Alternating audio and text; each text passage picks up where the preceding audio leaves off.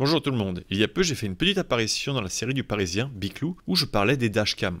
Il filme tous ses trajets et les diffuse en direct à sa communauté. Tout a commencé justement par un accident. Et je trouve intéressant de réaliser cette vidéo complémentaire pour vous partager les intérêts que j'ai trouvés à filmer mes trajets avec cette caméra, avec des exemples concrets de ce qui a pu m'arriver. Je parlerai aussi de comment choisir sa caméra et dans quel cas de figure la mise en ligne des images peut être utile. Sans oublier de parler des réactions que peuvent provoquer une caméra et comment réagir dans ces situations. Oui. Ça se retrouve sur internet par contre. C'est un principe en avant, monsieur. Je sais, ça serait une diffusion de vos images et ça je ne le fais pas. Si jamais c'est diffusé, ça sera flouté. D'accord, on est bien d'accord. Bien sûr. Mais avant de commencer, j'en profite pour vous proposer de vous abonner, ça permet de soutenir mon travail. Et si vous souhaitez sponsoriser ce contenu, eh bien je vous en parle à la fin de la vidéo. Vous verrez, je vous prépare des nouvelles choses pour l'année prochaine.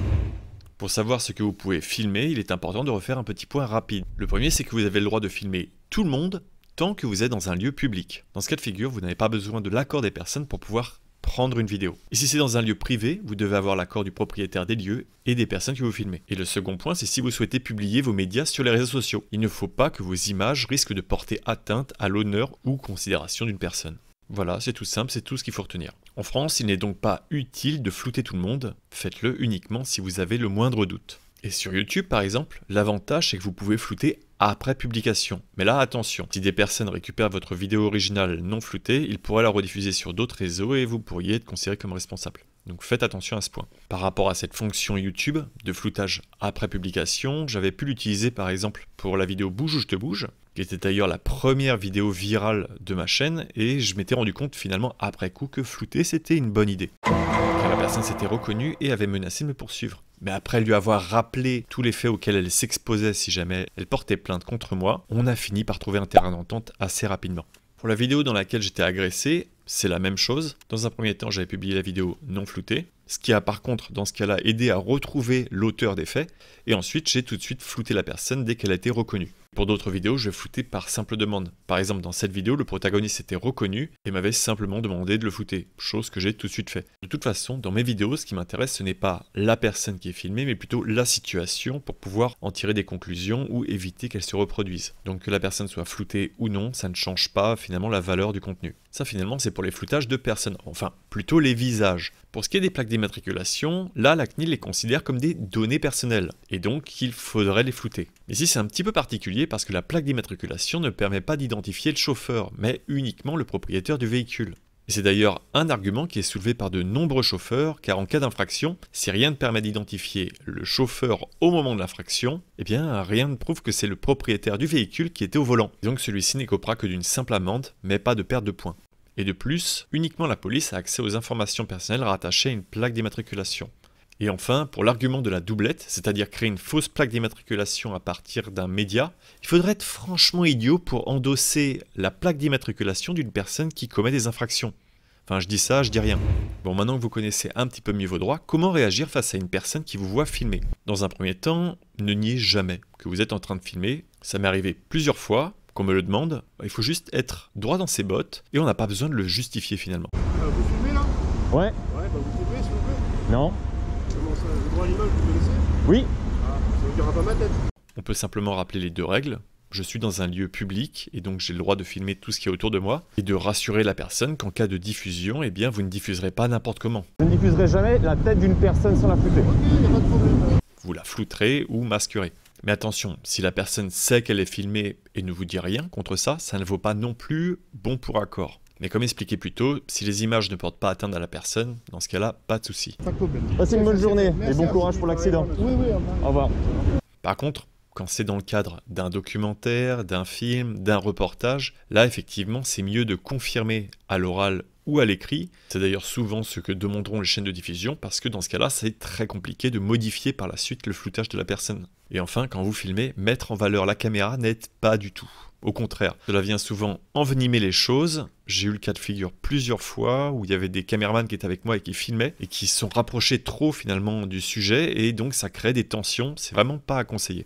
C'est aussi pour ça que j'aime bien avoir ma caméra plutôt discrète, ça permet d'avoir des images qui sont naturelles, ne pas provoquer finalement de situation et uniquement voir ce qui se passe d'un œil extérieur.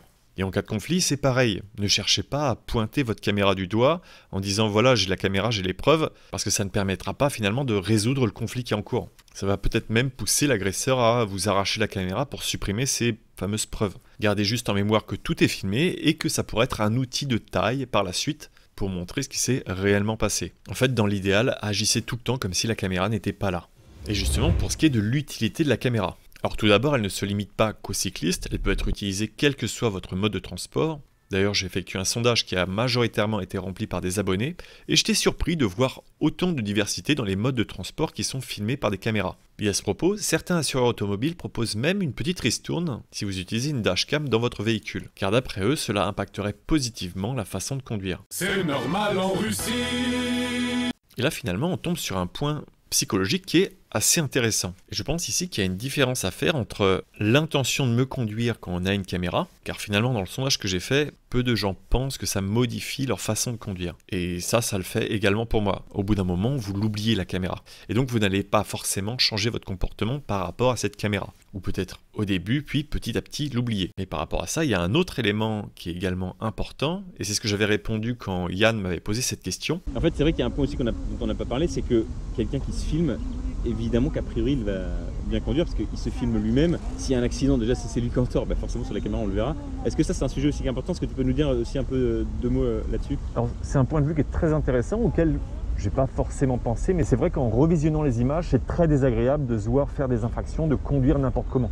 Donc je pense que ça peut jouer psychologiquement, le fait de revoir des images et de se voir faire des choses qui ne sont pas bien, c'est désagréable pour soi-même. Donc je pense que oui, par contre de ce point de vue-là, on va peut-être être plus respectueux au niveau des autres usagers et au niveau du code de la route. Et donc le fait de voir et de comprendre ces erreurs m'a permis de les améliorer, de ne plus les reproduire. Car il y a souvent une différence entre le point de vue de la caméra et vos souvenirs. Et des fois, vos erreurs, vous ne les voyez pas. Et le fait de revoir mes images a également amélioré mes interactions avec les autres usagers, en comprenant finalement ce qui fonctionne et ce qui ne fonctionne pas au niveau de la communication. J'en avais d'ailleurs fait une vidéo spéciale où je partageais mon retour d'expérience là-dessus. Une autre utilité de la caméra, c'est aussi d'être un témoin impartial de ce qui s'est passé. Elle peut être utilisée en cas de contestation d'un constat ou encore en cas de délit de fuite, aussi bien pour vous que pour les autres. Comme par exemple dans cette vidéo, j'avais été témoin d'un camion qui avait écrasé un vélo, et bien ces images ont pu être utiles à la victime. J'en parlerai un petit peu plus tard. Et un dernier avantage, c'est que cette caméra peut mémoriser tout ce qui se passe. Tout le déroulé d'une histoire, tout ce qui a été dit et tout ce qui s'est passé. Ça a par exemple été très utile lors de mon dépôt de plainte contre mon agresseur par rapport à cette vidéo. Lors de mon audition, j'ai pu présenter la vidéo, il a pu être constaté que j'ai pas insulté le chauffeur, qui provoquait la situation. La vidéo a également permis de pouvoir identifier l'auteur des faits, qui était déjà connu par les services de police. C'est d'ailleurs là que c'est intéressant quand je vous disais que la plaque d'immatriculation ne pointe pas forcément vers le chauffeur du véhicule. La vidéo a donc simplifié finalement la reconnaissance de cette personne, il n'y a pas eu de doute possible au niveau de ma mémoire. Une autre chose à savoir, c'est que vous pouvez partager vos images avec la police, donc quand vous allez déposer plainte, si vous avez des images, mettez-les sur clé USB que vous pourrez laisser au service de police. Mes images ont bien été acceptées, l'affaire avance encore, mais je vous tiendrai informé et ferai une vidéo dès que j'en saurai plus. Et dans des cas beaucoup plus graves, la caméra peut être également utile. Si jamais vous avez eu un choc avec une perte de connaissance, perte de mémoire, eh bien ça conserve finalement ce qui s'est passé. Car paradoxalement, revoir les images même violentes de mon accident m'ont permis d'éviter à ressasser cet événement et à le laisser derrière. Mais tout le monde finalement souffre différemment suite à un accident, de troubles, de stress. C'est quelque chose qui est normal, c'est pas de votre faute, et l'idéal c'est d'en parler à un professionnel. N'hésitez surtout pas à aller voir un spécialiste, car ça reste un traumatisme et c'est important de le traiter correctement. Et par rapport à ce dernier point, il y a eu aussi des avantages à publier cette vidéo sur internet, car ça m'a permis d'avoir d'autres témoignages de personnes qui étaient présentes lors de l'agression. J'en profite d'ailleurs pour les remercier et rappeler l'importance des témoins lors d'un accident, lors d'une agression. N'hésitez surtout pas à partager un contact avec la victime pour qu'elle puisse revenir vers vous si jamais elle a besoin. Car sur le moment, la victime a d'autres choses à penser et elle va oublier finalement ce point clé qui est les témoignages et qui est finalement très important pour la suite. Et comme j'en parlais plus tôt, la publication des images du délit de fuite que j'avais vu a également eu un avantage car ça a permis au chauffeur de se reconnaître, il m'a contacté et j'ai pu partager les informations avec la victime, ce qui a permis à la victime de se faire indemniser le vélo. Cette vidéo mise en ligne était un petit peu comme une bouteille à la mer pour pouvoir récupérer des témoignages et ça s'est finalement très bien terminé. Il y a également des partages qui sont beaucoup plus positifs, comme par exemple ce que fait Emmanuel sur Twitter en documentant l'évolution d'une ville, en l'occurrence Paris, et vous avez pu retrouver de nombreuses images sur mes précédentes vidéos. De prime abord, certaines images peuvent paraître banales, mais c'est finalement parce qu'elles sont contemporaines qu'elles apparaissent comme quelque chose de normal. Plus le temps passe et plus ces images auront une valeur importante, car on pourra voir comment c'était avant. Enfin, partager des images, c'est aussi discuter de sujets, faire remonter des problèmes et chercher des solutions ensemble, comme par exemple ce que j'avais fait sur l'avenue de la République.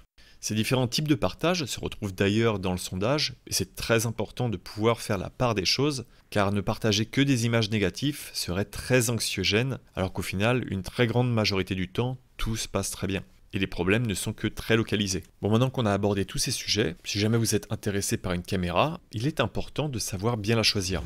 Dans un premier temps, c'est la qualité de l'image qui est importante. Prenez au minimum une caméra qui fait Full HD, c'est-à-dire 1920 par 1080, car si vous prenez une qualité trop basse, vous ne pourrez pas zoomer dans l'image et certains éléments resteront flous. Il faut également que la caméra propose de bons contrastes et que vous puissiez aussi bien voir de jour comme de nuit.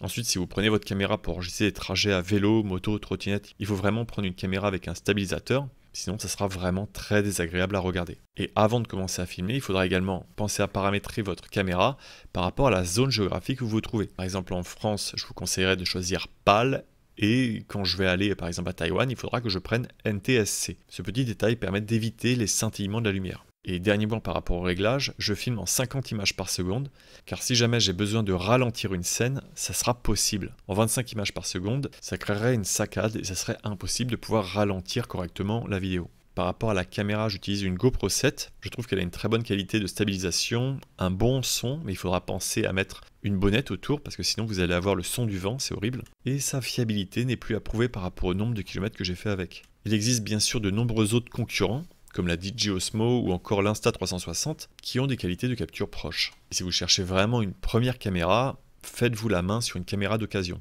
Ça sera un petit peu le meilleur conseil que j'aurai à vous donner. Ensuite, il y a d'autres points à vérifier, comme par exemple la durée de vie de la batterie. Vérifiez que vous pouvez facilement acheter des batteries de rechange pour ce modèle de caméra, et le temps de prise de vue que vous pouvez avoir avec. Pour ce point, depuis plus d'1 an, j'utilise des batteries externes. Il n'y a donc plus de batterie à l'intérieur de la caméra au moment où j'utilise, car ça risquerait de la faire chauffer. L'avantage de ce système, c'est que l'autonomie explose, passant d'une quarantaine de minutes à plus d'une journée d'autonomie. Mais l'inconvénient d'un tel système, c'est qu'en cas de chute, eh bien, il y a un risque non négligeable que le câble se débranche de la caméra et donc que l'enregistrement se coupe. Attendez, elle est où? Putain, la chute. Je ne sais pas ce qui s'est passé. Heureusement, ça ne m'est pas arrivé quand j'ai eu mon agression, mais ça m'est arrivé 2 fois quand j'ai chuté en trottinette, une fois seul et une fois pendant un direct. Sans parler du fait qu'il pourrait être complexe, si j'étais pas en direct, de pouvoir vérifier que ça continue à bien enregistrer. Parce que quand je suis en direct et que ça coupe, eh bien je le vois, les gens tout de suite vont dire attention, ça a coupé.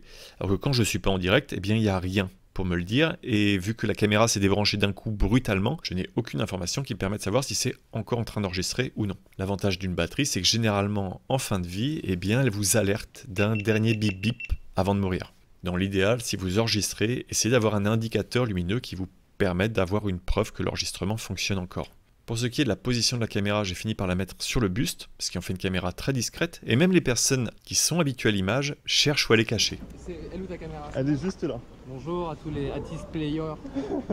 Comme dit précédemment, positionner votre caméra d'une façon trop visible pourrait créer des réactions imprévisibles. Si vous avez une caméra sur le casque bien visible et que vous vous adressez à une personne, il est très fortement probable que vous receviez beaucoup plus d'animosité que si vous n'aviez pas de caméra. D'ailleurs, n'hésitez pas à me partager vos points de vue par rapport à cet élément particulier parce que c'est un ressenti personnel. Je n'ai pas pu le prouver particulièrement.